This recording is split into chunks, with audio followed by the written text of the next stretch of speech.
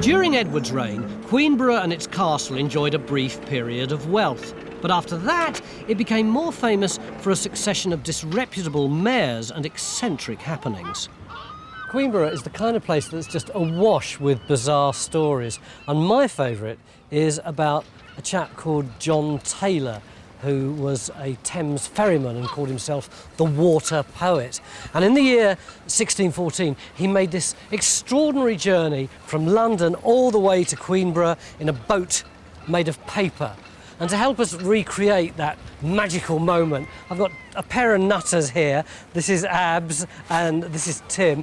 Tim, why did he do this bizarre journey? He was always doing bizarre journeys like this, Taylor. He walked barefoot to Edinburgh to borrow a pound from Ben Jonson, the playwright, for a pint of beer. I think the paper boat was probably his most successful mission. So how are we going to make this boat made out of paper? We've taken some hemp paper, which is what Taylor used, and got a bit of an example here of this sample I've done with a bit of brown paper. We're going to stick it together, lacquer the surface of it.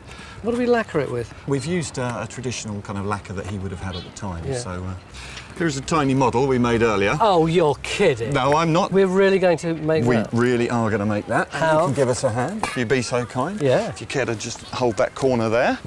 Okay. And we're going to fold that end over, get it up level with the other side. Oh boy.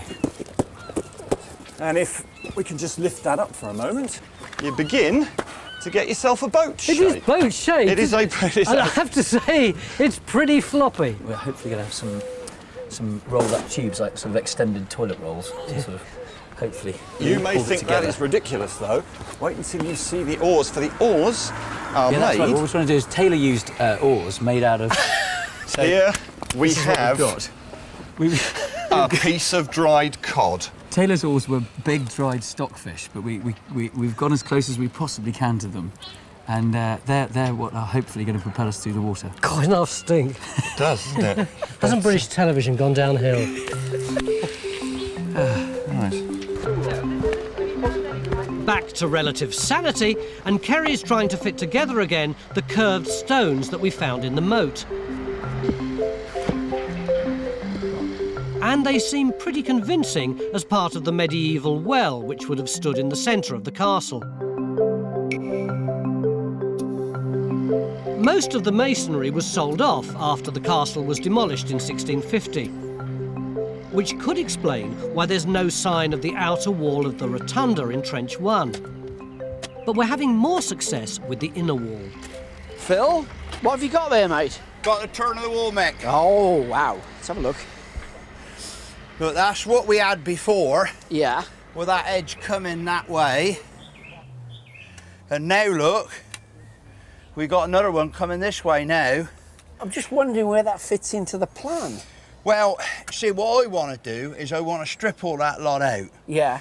to find out whether that wall actually continues on through Or whether it turns or whether on. it stops and literally just turns. If the wall does turn, it could be the entrance to the rotunda. This was linked to the postern gate by the corridor which Matt's been looking for in Trench 3. Well, it looks like we've got the beginning of a wall here. It's not as substantial as the ones we've had elsewhere on site, but look, we've got all the stones here, mortar. It looks like it's been layered up with clay in between. Right. And on this side of it, coming straight down here, is this huge ditch. So is that what you'd expect to see with the geophysics that you've got? I think we could be onto it. The wall goes with the high resistance there in red. Yeah. And that's through on that line, Right. just as we expected. The thing is, there should be a second wall, probably 5 metres that way. If we can confirm that, then we've got the line leading right into the centre of the castle. Hello, my name's John Gator. Time Team is fan-funded by Patreon. This vital support helps us to make new episodes. Joining Patreon gives you access to exclusive interviews, 3D models and masterclasses, plus lots more.